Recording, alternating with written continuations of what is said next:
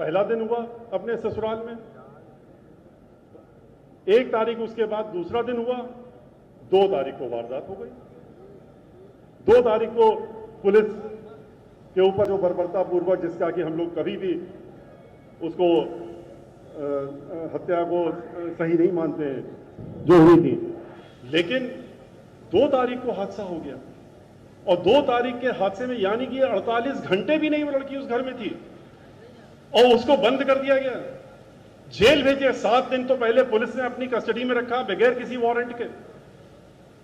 7 तारीख से लेकर 15 सितंबर तक उसको जेल में रखा, जबकि वो नाबालिग थी।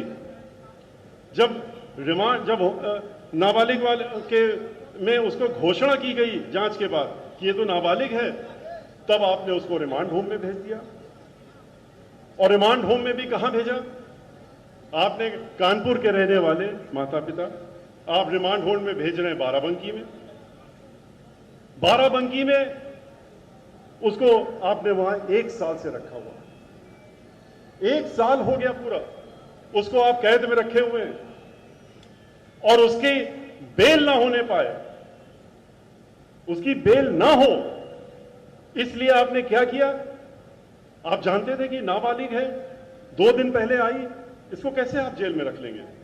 लेकिन इतनी दुर्भावना इस समाज के प्रति कि जहां आपने 40 ब्राह्मण समाज के लोगों को जेल में बंद कर रखा है, कितनों की गाड़ी फिसल गई और निकले और शूट आउट कर दिया।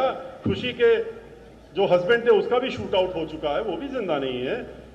लेकिन इसके बावजूद भी आपने उसको, वो क्या जानते थे उसके माता पिता के नाम तो हम खुशी रख रहे हैं, लेकिन इतनी बड़ी दुखी हो जाएगी वो, उसको आपने उठा करके और जेल में बंद कर दिया।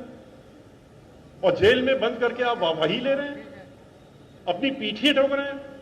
और ब्राह्मण समाज के 2-4 वही प्रवक्ता अपनी पार्टी के बैठाल करके आप उसका जस्टिफिकेशन देते हैं, कहते हैं नहीं बड़ा अच्छा काम किया। और लोग तो कहते हैं, खास तौर से उनको बैठा दिया जाता है। कैसे जेल में बनी रहे, इसके लिए भी बड़ी मेहनत की गई। एक षड्यंत्र रचा गया। जो अधीक्षिका है बाराबंकी की, जहां पर उसको रिमांड होम में बंद किया हुआ है, उन्होंने एक पत्र लिखा जब कोर्ट में, हाई कोर्ट में मामला चल रहा था बेल के लिए, कि बेल हो ना जाए, क्योंकि बेल तो होनी चाहिए थी, नाबालिग है। उसके लिए खाली पुलिस इतना कह रही है अपने बयान में 161 के कि छत में 2-3 औरतें भी खड़ी थी जो कि हाथ हिला रही थी, आवाज तो नहीं सुनाई दे रही थी, ललकार रही थी, उसमें से वो भी होगी। तो ऐसे मान लिया आपने कि वो होगी वहां पर, किसने देख के पहचान लिया? अभी तक आगे आप चार्जशीट में कुछ कर नहीं पाए। अधीक्षिका से फिर चिट्ठी लिखवाई, जिससे हाईकोर्ट में 10 महीने मामले को लंबित रखा और यह लिखवाया कि इस जहां पर ये रहती हैं लड़कियां जो बंद की गई रिमांड होम में, कहते हैं वो अपने पत्र में लिखती हैं कि 2 कमरे का है ये, और 2 कमरे में 48 लड़कियां हैं। 48 लड़कियों में एक खुशी भी है, और वहां की 48 लड़कियों ने, जो बाकी 47 हैं, उन्होंने हमको बताया जबानी कि ये लड़की हमको धमकी देती है, कहती है कि तुम्हें मालूम नहीं हम कौन है, हम जब बाहर निकलेंगे तो तुम लोगों को ठीक करेंगे और तुमको उठवा लेंगे, इसलिए इसकी बेल ना दी जाए। और यही ग्राउंड बना के उसकी बेल खारिज करा दी। अतिरिक्त महाधिवक्ता साहब ने बड़ी लीगल अपनी दिखा के, और उन्होंने कहा ये देखिए सर्टिफिकेट, ये तो बाहर निकल जाएगी तो ये तो बहुत बड़ी टेररिस्ट बन जाएगी। और उसकी किस तरह की मानसिकता, इसकी जगह कि साल भर हो गया था, माननीय मुख्यमंत्री जी को इसका खुद संज्ञान लेना चाहिए था कि अब बहुत हो गया, जो करना था कर लिया, पूरे प्रदेश में कर लिया। अब तो इसको तो, इस लड़की को तो छोड़ दो, उस बच्ची को भी नहीं छोड़ रहे हैं।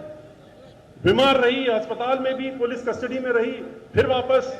और मीडिया के लोगों से हम ये जरूर कहना चाहेंगे, ये लोग तो सब चीजें खोज भी लेते हैं कि एक आपको भी हम मसाला दे रहे हैं कि आप कम से कम बाराबंकी के रिमांड होम में जाइए। तो ये तो पता लग गया उनकी अधीक्षिका की चिट्ठी से कि 2 कमरे में 48 लड़कियां, बाकी लड़कियां भी तो बेचारी नाबालिग हैं। 2 कमरे में 48 लड़कियों को इस सरकार के लोगों ने बंद कर रखा है। भेड़ बकरी भी अगर आप डाल दें 2 कमरों में तो नहीं रह पाएंगी, लेकिन 24 लड़कियां एक कमरे में रह रही हैं, उसी में ये भी रह रही हैं। हमने इसीलिए कहा, हमसे कहा गया कि आपने कहा, हमने कहा हाँ, हमने कहा